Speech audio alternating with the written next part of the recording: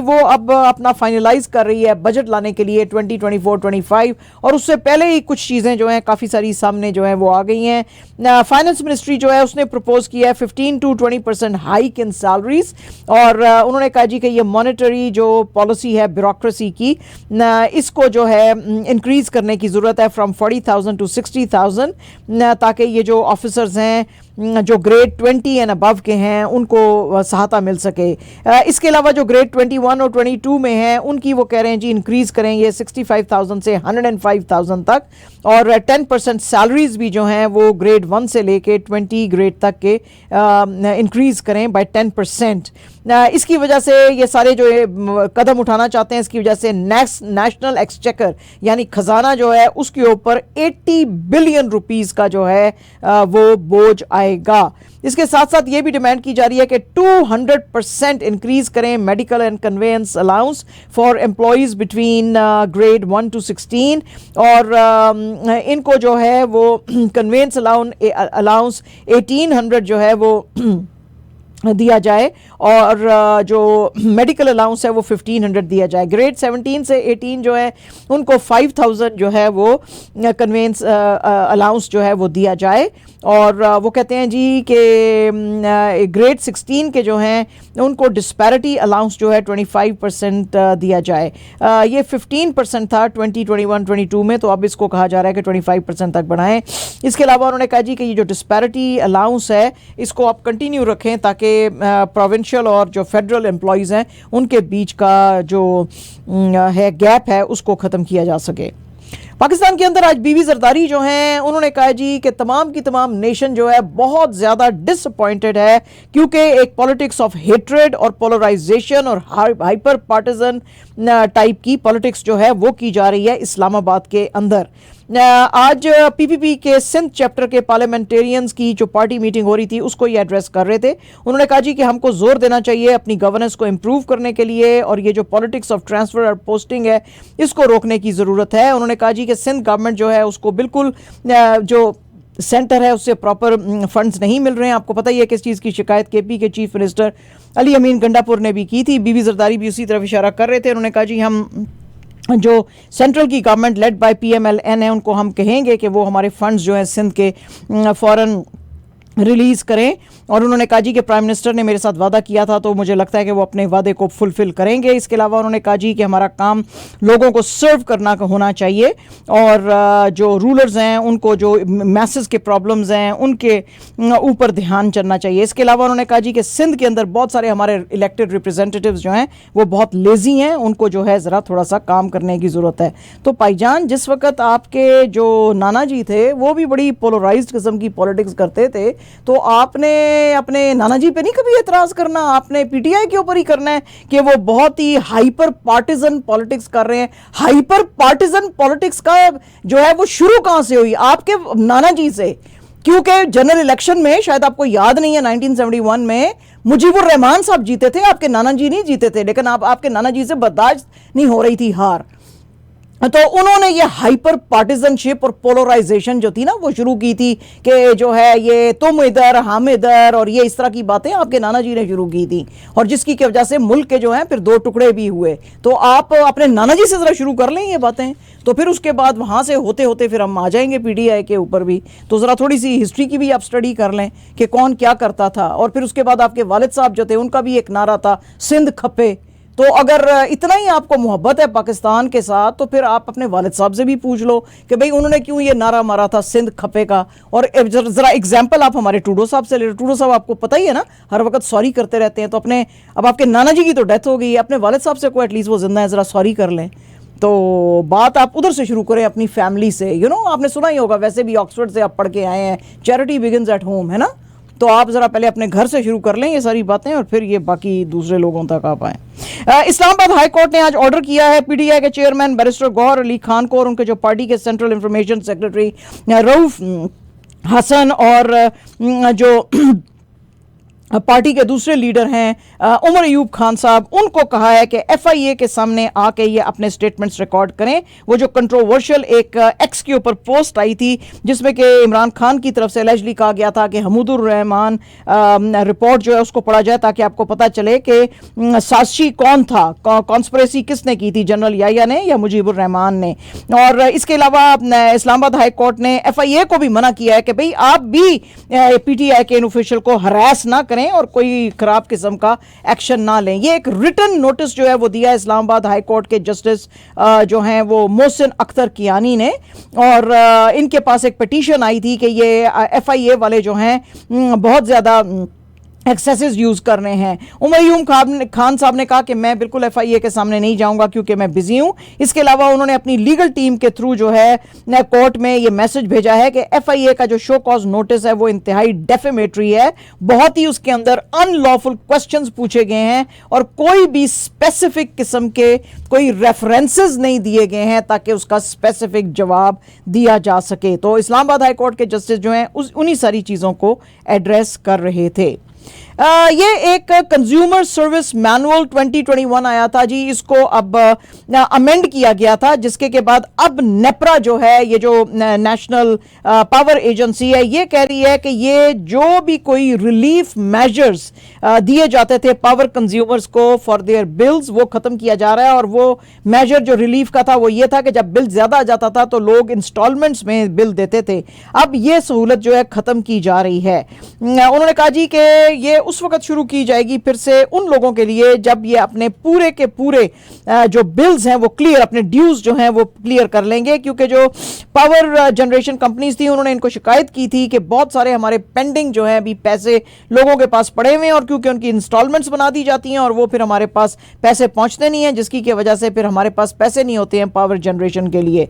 Consumers को कहा गया है कि आपको पे करना पड़ेगा 14% मार्कअप दूसरी इंस्टॉलमेंट्स पे, लेकिन आपकी जो फर्स्ट इंस्टॉलमेंट होगी उसके ऊपर ये जो है नहीं इंपोज किया जाएगा। और अगर आपको छोटी छोटी किस्तें भी बनानी पड़ेंगी तो जब आप अपना पहला सारा बिल जो है ड्यू डेट तक दे देंगे उसके बाद फिर देखा जाएगा, रिक्वेस्ट आपकी देखी जाएगी कि क्या उसको एक्सटेंड करने की ज़रूरत है या जो इंस्टॉलमेंट्स बनाने की ज़रूरत है कि नहीं है। इसके अलावा उन्होंने पावर जनरेशन कंपनीज को कहा है कि आप सारे के सारे बिल जो हैं कंप्यूटराइज्ड करें और ताकि पता चल सके कि कौन कितने यूनिट्स यूज़ कर रहा है और फिर लोगों को जो है एक प्रॉपर बिल आए जिसकी की वजह से उनको पता चलेगा कि वो कितनी बिजली जो है कंज्यूम कर रहे हैं। इस्लामाबाद हाई कोर्ट के चीफ जस्टिस जो हैं आमिर फारूक साहब आज वो जर्नलिस्ट के साथ बात कर रहे थे जिसमें कि उन्होंने कहा कि कोर्ट की रिपोर्टिंग के ऊपर कोई भी बैन नहीं है, लेकिन इररिस्पॉन्सिबल कोर्ट रिपोर्टिंग ना करें और इसके अंदर सेंसेशनलिज्म जो है वो या सेंसेशनल टिकर्स जो आप चलाते हैं अपने टीवी चैनल्स पे वो ना चलाएं। आज आमिर फारूक साहब जो हैं वो एक हियरिंग सुन रहे थे क्योंकि जो पेमरा के रिस्ट्रिक्शंस आए थे कि कोर्ट प्रोसीडिंग्स को टीवी चैनल पर नहीं दिखाया जा सकता, उसको चैलेंज किया था। ये पिटीशन जो थी फाइल की थी Islamabad high court, journalist association, press association of supreme court, Pakistan federal union of journalist.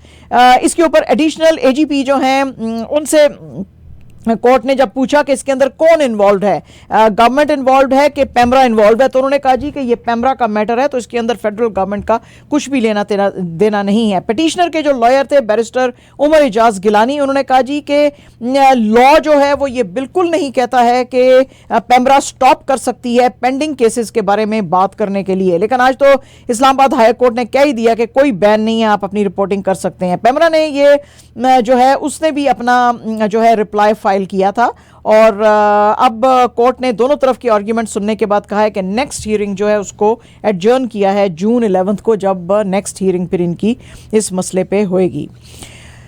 Supreme court जो है उसने आज MQMP के जो डेप्यूटी कन्वीनर हैं मुस्तफ़ा कमाल, उनकी request to apologise on suo motu case जो है उसको आज रिजेक्ट किया है। 3 member bench led by chief justice of Pakistan Qazi Faez Isa and justices Naeem Akhtar Afghan and Irfan Saadat Khan ये केस सुन रहे थे और ये केस जो है लाया गया है इंडिपेंडेंट सेनेटर फैसल वावडा और मुस्तफ़ा कमाल के लिए, क्योंकि दोनों ने ही प्रेस के अंदर मई के महीने में इस्लामाबाद में बहुत ज़्यादा जो है इसके ऊपर जुडिशरी के ऊपर एतराज़ किए थे। कमाल ने कहा था कि जी जुडिशरी का स्टैंडर्ड इसलिए इसलिए नीचे आ जाता है क्योंकि ये एथिकल जो चीज़ें हैं उसको फॉलो नहीं करते हैं, और इसी तरह के सिमिलर बयान इन्होंने दिए थे वावडा साहब ने भी। उसके ऊपर जो है वो कि जी ये जो मेडलिंग भी होती है ये जुडिशल अफेयर में, उस सिलसिले के थे। इससे पहले आपको पता ही है कि 6 इस्लामाबाद हाई कोर्ट के जो जजेस हैं उन्होंने भी सुप्रीम जुडिशल काउंसिल को लिखा था कि जुडिशल अफेयर्स में बहुत ज़्यादा मेडलिंग की जाती है और इसका ख्याल करना चाहिए। लेकिन जब इन दोनों लॉ मेकर्स ने इस तरह की बातें की तो सुप्रीम कोर्ट ने इनको सुओ मोटो नोटिस लेते हुए इनको कहा कि आप इसके ऊपर अपना आके जवाब दें। आफ्टर May 17 हियरिंग कोर्ट ने इनको इशू किया था शो कॉज नोटिस। जो कमाल थे उन्होंने फौरन कहा था कि मैं अनकंडीशनल अपॉलॉजी करने के लिए तैयार हूं क्योंकि मैं जो है तमाम जजेस की बड़ी इज्जत करता हूं। लेकिन सेनेटर वावडा जो हैं उन्होंने कहा जी कि मैं बिल्कुल अपोलोजाइज नहीं करूंगा, मैंने जो भी कहा मैं उसके ऊपर स्टैंड करूंगा। तो बहरहाल जी ये बात है। आज एक बहुत ही एक अच्छी भी खबर है जी पाकिस्तान से, वो ये है कि बड़े अरसे से आपको पता ही है कि न्यू गवादर इंटरनेशनल एयरपोर्ट बन रहा था, और लेकिन वहां पे क्या फ्लाइट्स उतारी जा सकती हैं कि नहीं उतारी जा सकती, उसका जो था मसला था। आज एक कैलिब्रेशन एयरक्राफ्ट जो है उसको बड़ा सक्सेसफुली यहां पे उतारा गया है। कैलिब्रेशन एयरक्राफ्ट क्या होता है? कैलिब्रेशन एयरक्राफ्ट होता है जिसके के अंदर सिस्टम लगा होता है जो कि मॉनिटर करता है सारी आसपास की हवा और सिचुएशन और सारे जो वाइटल्स होते हैं उनको ये मॉनिटर कर रहा होता है कि क्या इट इज पॉसिबल कि जहाजों को यहां पे लैंड किया जा सकता है। तो वो ये सारा कुछ रिकॉर्ड कर रहा था और सक्सेसफुली उसने यहाँ पे अपनी फ्लाइट को जो है वो उतारा, और ये अब ऑपरेशनल हो जाएगा ये एयरपोर्ट 4th क्वार्टर में, यानी कि बिल्कुल जो अक्टूबर से शुरू होगा, अक्टूबर नवंबर दिसंबर का जो आखिरी क्वार्टर है उसके अंदर ये अब सक्सेसफुली कर सकेंगे लैंड यहाँ पे flights. Pakistan civil aviation authority ने कहा कि ये जो टेस्ट लैंडिंग थी ये सक्सेसफुल रही, उन्होंने वेलकम किया है इसको, और उन्होंने कहा जी कि ये एयरपोर्ट जो है इसके ऊपर भी अब ये ऑपरेशनल हो जाएगा और क्वेटा के लोगों को और यहाँ पे बलूचिस्तान के लोगों को बड़ी सहूलत होएगी। और फिर उसके बाद जो है ये जिस वक्त तैयारा उतरा तो उसको कस्टमरी वाटर कैनन सल्यूट जो है वो दिया गया by rescue and fire fighting services department ने यहाँ पे। तो बहुत ही खूबसूरत बना हुआ है ये गवादर का एयरपोर्ट, इसको चाइना के साथ मिलके बनाया गया है, तो अगर आप इसको देखेंगे तो आपको बड़ी खुशी होगी, बहुत ही ब्यूटीफुल ये एयरपोर्ट है। अब जनाब जैसे मैंने आपको कल बताया था कि जोड़ तोड़ शुरू हो गए हैं हिंदुस्तान के अंदर भी कि गवर्नमेंट कौन बनाए। मोदी जी बहुत ही ज़्यादा जो हैं वो कॉन्फिडेंट हैं कि वो तीसरी दफ़ा पीएम बन के आएंगे, लेकिन इस दफ़ा जब वो पीएम बन के आएंगे तो उनके पास या बीजेपी के पास एब्सोल्यूट पावर नहीं होएगी, और अभी बहुत सारे मामलात रहते भी हैं कि क्या उनके साथ कोई अलायंस एनडीए की गवर्नमेंट में बनाएगा जैसे पहले 2 दफा बनाई थी कि नहीं। कांग्रेस पार्टी जो है इस सिलसिले में उन्होंने भी मिलना शुरू कर दिया। जो 2 हमने कल आपको किंग मेकर बताए थे, आज उनका जो है जिक्र इंडिया के मीडिया के अंदर हो रहा है। मैंने आपको कल ही बताया था कि तेलुगु देशम पार्टी यानी कि टीडीपी के जो चीफ हैं चंद्रबाबू नायडू और जो जेडीयू जनता दल यूनाइटेड के जो चीफ हैं नीतीश कुमार, ये दोनों मैंने आपको कल बताया था कि ये किंग मेकर्स हैं। तो आज उसी का जिक्र जो है इंडियन मीडिया ने किया है कि ये 2 किंग मेकर्स जो हैं इनके साथ कांग्रेस की बातचीत शुरू हो गई है, और बहुत सारे वो डिफरेंट चैनल्स यूज कर रही हैं, जैसे कि तेलंगाना के चीफ मिनिस्टर जो हैं रेवंत रेड्डी, उनको बीच में उन्होंने डाला हुआ है कि इन दोनों से बात करो ताकि हम जो है एक अलायंस की गवर्नमेंट बना सके। कांग्रेस जो है वो अभी तक जो है वो इमीडिएट एक्शन उसने नहीं लिया है, और जो मल्लिकार्जुन खड़गे उनके प्रेसिडेंट हैं उन्होंने कहा जी कि आने वाले वक्तों में हम अपनी राजनीति बताएंगे, क्योंकि अगर अभी हमने बता दी तो फिर बीजेपी उसके ऊपर फिर काम करना शुरू कर देगी। और ये बहुत ही क्रूशल स्टेप है क्योंकि और कुछ दिनों में इनको ये सारा कुछ काम करना है, क्योंकि जून 8 को इनकी गवर्नमेंट फॉर्म होएगी और उसी दिन प्राइम मिनिस्टर का अनाउंसमेंट भी होएगा। ये अगर इनके बीच में गठजोड़ हो गया नीतीश नायडू के साथ, अगर कांग्रेस का या कि इंडिया अलायंस का आप कह सकते हैं गठजोड़ हो गया, तो फिर नीतीश कुमार भी और चंद्रबाबू नायडू भी एक पैकेज इनसे मांगेंगे। नायडू साहब जो है एक स्पेशल पैकेज मांगेंगे आंध्र प्रदेश के लिए, और बिहार के लिए नीतीश कुमार भी स्पेशल पैकेजेस जो हैं वो मांगेंगे। तो इंडिया अलायंस अब इनके साथ एंगेज कर रही है, और अगर ये दोनों इंडिया अलायंस के साथ मिले तो ये एक हिंदुस्तान की हिस्ट्री में, पॉलिटिकल हिस्ट्री में बहुत मेजर शिफ्ट जो है वो देखा जाएगा।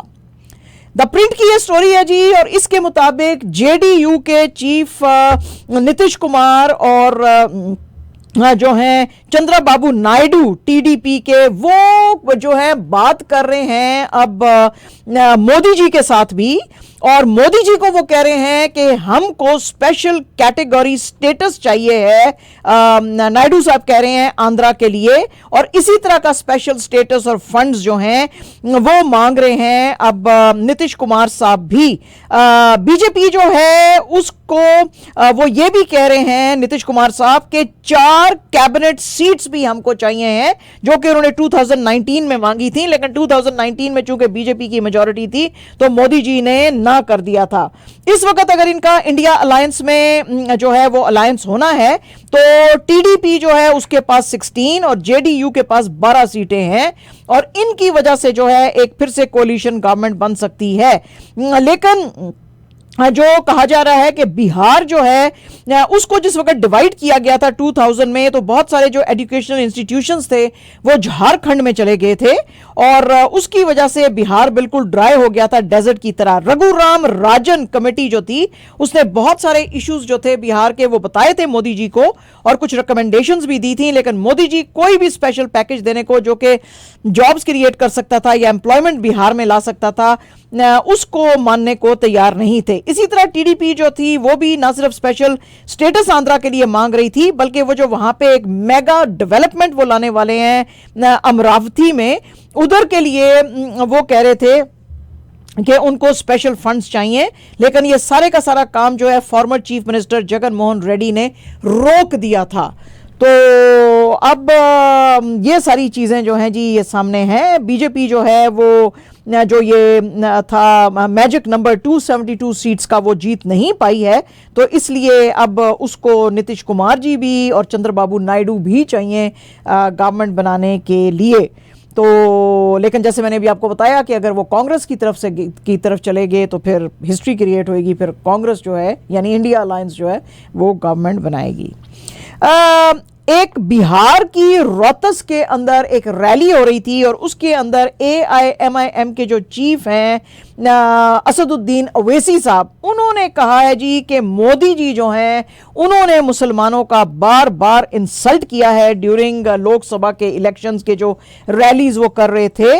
तो मैं इंश्योर करूंगा कि ना तो मोदी जी ना तो बीजेपी का कोई भी और बंदा जो है पीएम बन के आए, बल्कि उन्होंने जो कुछ जो सीटें थी, जैसे कि बिहार की कराकत सीट थी, वहां से प्रियंका चौधरी को फील्ड किया था, और उन्होंने कहा था कि आप इस तरह के लोग जो हैं, ये हमारी बहन जो है, इस तरह के लोगों के लिए आप वोट करें, क्योंकि मोदी जी कॉन्स्टेंटली मुसलमानों के बारे में झूठ बोल रहे हैं। इसके साथ साथ हमारी दीदी जो है वेस्ट बंगाल की चीफ मिनिस्टर ममता बनर्जी, उन्होंने भी मोदी जी के ऊपर बहुत एतराज किए। उन्होंने कहा जी कि ये जो रिजल्ट्स हैं इलेक्शन के वो ये शो करते हैं कि जो बीजेपी की लीडरशिप और मोदी जी की लीडरशिप है उसको रिजेक्ट किया है इंडिया की गवर्नमेंट ने, और मोदी जी ने बहुत सारी पार्टीज को तोड़ने की कोशिश की, लेकिन अब लोगों ने उनकी अपनी ही पार्टी और मोराल जो है उसको तोड़ दिया है। तो लिहाजा उनको भी और अमित शाह साहब को ऑन मॉरल ग्राउंड्स फौरन रिजाइन कर देना चाहिए पार्टी से for losing at such a big scale. और पहले जो कहते थे मोदी है तो मैजिक है, वो मैजिक जो है वो अब चला गया है। मोदी जी अपनी क्रेडिबिलिटी लूज कर चुके हैं, और उन्होंने हाथ जोड़ के आज चंद्रबाबू नायडू और नीतीश कुमार साहब से कहा कि प्लीज मोदी जी को सपोर्ट मत करो, है जी। तो ऐसा है। और जनाब आज एक नया इंटरव्यू आया है शेखर सुमन साहब का सामने, और शेखर सुमन साहब ने काफ़ी वो लोग जो कि एतराज़ कर रहे हैं संजय लीला भंसाली की जो भी आई थी लेटेस्ट नेटफ्लिक्स के ऊपर सीरीज़ हीरा मंडी, उसके ऊपर, और उन्होंने कहा जी कि भंसाली साहब जो हैं उनका अपना एक तरीका है चीज़ों को बनाने का, वो मास्टर क्राफ्ट्समैन हैं, उनका अपनी एक दुनिया है, और वो सिनेमा जो है अपना क्रिएट करते हैं। तो उनके सिनेमा को क्वेश्चन करना जो है वो ठीक नहीं है, टेक इट और लीव इट, उन्होंने कहा। और उन्होंने कहा जी कि उन्होंने कोई डॉक्यूमेंट्री नहीं बनाई है, उन्होंने सिर्फ उससे क्यूज लिए हैं और अपनी एक स्टाइलाइज्ड किस्म की चीज बनाई है। लेकिन मुझे पता है कि पाकिस्तान में कुछ लोग बहुत ही ज्यादा जेलस फील कर रहे हैं, क्योंकि वो इस तरह की चीज नहीं बना सकते, तो आप बना लेते इस तरह की चीज जो उसके ऊपर आप इतना एतराज कर रहे हो। आप वैसे तो हीरा मंडी को डिस्कस ही क्यों कर रहे हो, उन्होंने पाकिस्तानियों को कहा कि आप क्यों डिस्कस कर रहे हो, ये हीरा मंडी हमने बनाई है, ये हमारी जो है सीरीज है, तो आप क्यों डिस्कस कर रहे हो। हम तो आपकी फिल्में कभी डिस्कस नहीं करते, हमें तो यहां तक नहीं पता है कि आप फिल्में बनाते भी हैं कि नहीं है। अच्छा शेखर सुमन साहब, मैं आपको एक बात बता दूं सर, कि जब आप दूसरे की हिस्ट्री के ऊपर काम करते हैं ना, तो फिर आप ये नहीं कह सकते कि ये हमारी है। मिसाल के तौर पे आप ऑटोमैन्स के ऊपर अगर कोई फिल्म बनाएंगे ना, तो वो फिल्म आपकी अगर है तो उसके अंदर हिस्टोरिकल फैक्ट्स ठीक होने चाहिए। संजय लीला भंसाली ने, जाहिर है कि 200 करोड़ रुपया लिया था हीरा मंडी को बनाने के लिए, तो उन्होंने वो ग्लैम और ग्रैंडर तो दिखाना ही था, मगर उसका कोई ताल्लुक नहीं है जो उन्होंने हीरा मंडी बनाई है उसका लाहौर के कल्चर से, या लाहौर का कोई जो ड्रेसेस दिखाए हैं, या जो लैंग्वेज आप हिंदी बोल रहे हो उसमें, आप तो उर्दू या पंजाबी तो बोल ही नहीं रहे हो उसमें। नंबर वन, आपके जो ब्लंडर्स हैं हीरा मंडी के अंदर वो देखने वाले हैं। आपने उधर एक उर्दू का न्यूज़पेपर रखा हुआ है, उस उर्दू के न्यूज़पेपर में, जो कि हीरा मंडी आपकी कब की बना रहे हैं, 1947 की, और उस उर्दू के न्यूज़पेपर में है आज कोरोना की वजह से 40 लोगों की आज शहर में मौत हुई। तो 1947 में तो कोरोना नहीं था भाईजान। ये ब्लंडर, एक राइटर है बहुत बड़ी, उनकी आपने बुक रखी हुई है जो कि 1947 में एग्जिस्ट ही नहीं करती थी, उनकी किताबें 1986 के बाद से आना शुरू हुई हैं। नंबर टू, इसके अलावा आप पंजाबी नहीं बोल रहे हो, इसके अलावा आप साड़ीज पहन के दिखा रहे हो औरतों को। साड़ीज तो लाहौर में पहनती नहीं थी औरतें, शलवार कमीज पहनती थी। तो आपने ग्लैम बहुत दिखाया है उसके अंदर, लेकिन हिस्ट्री बिल्कुल आपने गलत दिखाई है। आप ये नहीं कर सकते हम सेकेंड वर्ल्ड वॉर पे विंस्टन चर्चिल के ऊपर हम फिल्म बनाएं और उसको एक फिल्म स्टार हम दिखा दें। You can't distort history just because you are making something. तो आपको चीजों को करेक्ट कंटेक्स्ट में दिखाना पड़ेगा। और शेखर सुमन साहब, दूसरी बात मैं आपको बड़ा क्लियरली जरा बता दूं कि आप है तो बहुत बड़ी फिल्म इंडस्ट्री, लेकिन गाने जो है मोस्टली आप हमारे चोरी करते हैं। तो प्लीज आप वो हमारे गाने एटलीस्ट चोरी करने छोड़ो जो हमारे बड़े बड़े उस्तादों ने और बड़े बड़े हमारे सिंगर्स ने गाए हुए हैं। और अभी लेटेस्ट जो मिसाल, बाकी तो जो पुराने गाने आपने चोरी किए जो किए, अभी लेटेस्ट मिसाल मैं आपको बता दूं कि अबरारुल हक का गाना जो है नच पंजाबन, आपने चोरी करके अपनी एक फिल्म, बहुत बड़ी बॉलीवुड फिल्म इंडस्ट्री में आपने वो बताया। आपके करण जौहर साहब ने नाजिया हसन का डिस्को दीवाने जो है वो चोरी करके आपने उसमें बनाया। उसके अलावा अभी आपने वो जो उसकी हदीका कियानी का जो उसकी माँ का लिखा हुआ जो गाना था वो बूहे बारियां, वो आपकी एक सिंगर ने, तो मतलब आप वो पसूड़ी जो है वो अभी बड़ा हमारा फेमस था वो आपने, तो आप हमारे, फिर अगर आपको पता ही नहीं है हमारी फिल्में, हमारे ड्रामे, हमारे कल्चर का, तो फिर हमारी चीज़ें क्यों चोरी कर रहे हो आप सर? हमारी चीज़ें भी ना चोरी करो, है ना? तो जरा सोच के बात किया करो आप लोग। अच्छा जनाब, अमिताभ बच्चन और जया भादरी और रेखा, आपको पता ही है कि उन्होंने जो है बड़ा अरसा तक फिल्मों में काम किया और कुछ फिल्मों में साथ में भी काम किया। तो आपको पता है एक फिल्म आई थी सिलसिला, बड़ी जबरदस्त सुपर डुपर हिट गई थी, उसमें अमिताभ बच्चन, जया भादरी और रेखा भी उसके अंदर थे। तो एक इंटरव्यू जो है जया भादरी का भी एक सामने आया है, जिसमें कि जया भादरी से पूछा गया कि क्या आप माइंड करेंगी कि बिग बी जो है वो रेखा के साथ काम करें, क्योंकि आपको पता ही है कि बहुत सारे रूमर्स आए थे कि शायद बिग बी का जो है अफेयर है रेखा के साथ।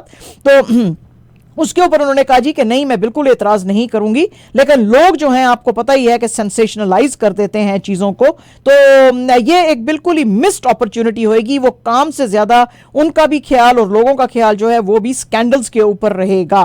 तो अदरवाइज मुझे कोई भी एतराज नहीं है कि अगर अमिताभ जो हैं वो रेखा के साथ काम करना चाहते हैं। बड़ी बात है जी, बिग बिग थिंग, ठीक है जी।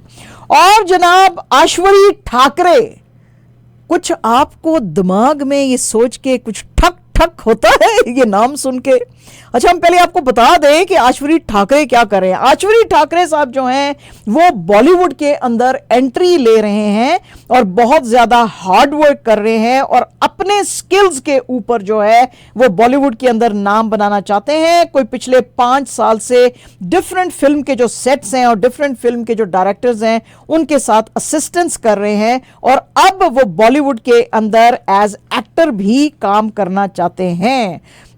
ऐश्वर्या ठाकरे जो हैं वो हम आपको बता दें, he is the grandson of Shiv Sena के जो फाउंडर हैं बाल ठाकरे, उनके ग्रैंड सन हैं जनाब।